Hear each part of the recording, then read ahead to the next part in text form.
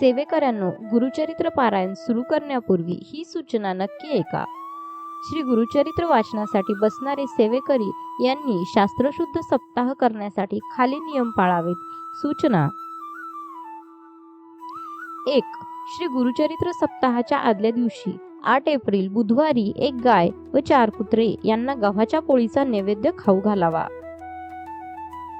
2. 7 दिवस ब्रह्मचर्य पालन करावे. जमिनीवर चटई किंवा सतरंजीवर शयन करावे. 3. श्री गुरुचरित्र वाचनाच्या कालावधीत परान्न घेऊ नये. आपली आई, पत्नी व बहीण यांच्या हातचे अन्न खाण्यास हरकत नाही. उपवास करू नये. दोन्ही वेळेस सकाळ व संध्याकाळ एक धान्य फराळ करावा. चपाती, भाकरी किंवा भात या तिन्हीपैकी एकच अन्न 7 दिवस घ्यावं. काही अटीतटीची समस्या असल्यास स्वखर्चानं बाहेर जाण्यास खाण्यास हरकत नाही. 7 दिवस कोणाच्याही घरचे शिजलेले अन्न खाऊ नये. सेवेकऱ्यांचे अन्न परान्न होत नाही. नंबर 4. पारायण काळात चमड्याऐवजी नायलॉन किंवा रबरी चप्पल जोड वापरावेत. नंबर 5. श्री गुरुचरित्र वाचनाच्या कालावधीत मृत शौच असणाऱ्यांच्या घरी किंवा अंत्यविधीस जाऊ नये.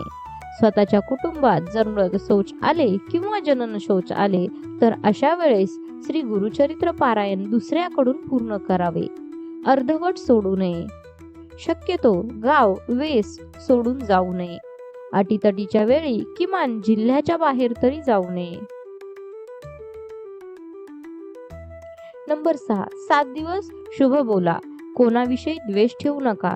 तसेच आयुष्यात पुढे पण असंच राहण्याचा प्रयत्न करा.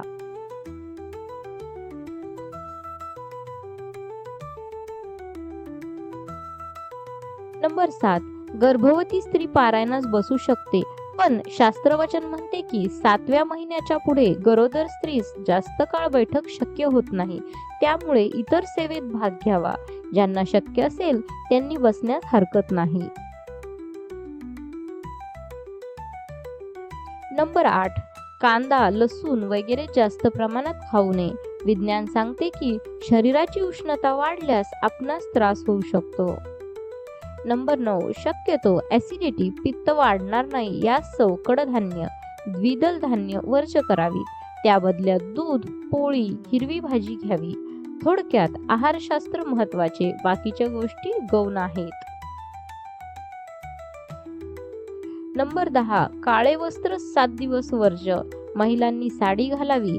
हातात काचेच्या बांगड्या आणि कपाळावर कुंकू नक्की लावावं. नंबर 11. श्री गुरुचरित्र हा 5वा वेद आहे. यामुळेच रोज रात्री पारायण काळात अभद्र बोलले गेले, वागले गेले, शब्द उच्चार चुकीचे झालेत यास्तव क्षमा याचना म्हणून रोज रात्री किंवा झोपण्यापूर्वी विष्णू सहस्त्रनाम स्तोत्र वाचन घरी करावं. नंबर 12.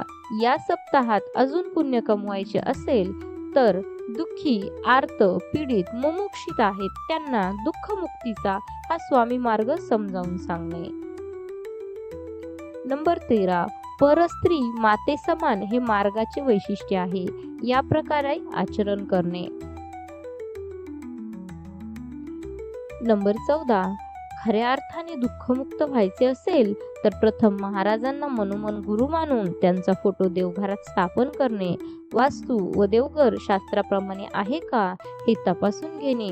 पितृऋण आहे का समजून घेणे. कुलाचार कुलधर्म पालन होतय का. कुलदेवतेची उपासना होते का. या गोष्टी केंद्रात समक्ष संबंधित सेवेकरी यांना भेटून तपासून घेतल्यास आयुष्यातील बऱ्याच अडचणी कमी होतात.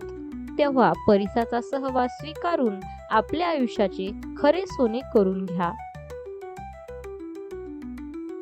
एक गोष्ट सांगितली जाते की गुरुचरित्र पारायण सप्ताह काळात श्री दत्त महाराज कुठल्याही रूपाने आपल्या घरी येऊन जातात. पारायण करता वेळी अथवा दुपारच्या वेळी कोणी याचक, अतिथी किंवा अगदी गाय म्हणजे कोणीही आले तरी त्यास रिकाम्या पोटी किंवा रिकाम्या हाताने पाठवू नये.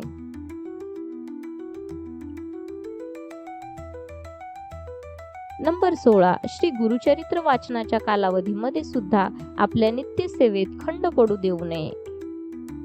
अध्याय 17. श्री गुरुचरित्र 3 दिवसीय वाचू नये. 1 दिवसीय पारायण फक्त श्री दत्तधाम येथे करता येते.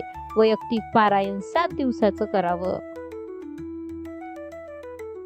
नंबर 18. श्री गुरुचरित्राच्या निष्ठापूर्वक पारायणाने अनुभूतीपूर्वक साक्षात्कार होतो, हे या ग्रंथाचे वैशिष्ट्य आहे. दुःखितांना, वेगवेगळ्या प्रकारच्या शापितांना, असाध्य आजार झालेल्यांना, जारण मारण भानामती इत्यादी ग्रस्त झालेल्यांना, पितृदोष असणाऱ्यांना श्री गुरुचरित्र एकमेव साधन आहे. श्री गुरुचरित्र ग्रंथामध्ये सुरुवातीस पारायणाचे नियम दिलेले आहेत, ते अवश्य वाचा.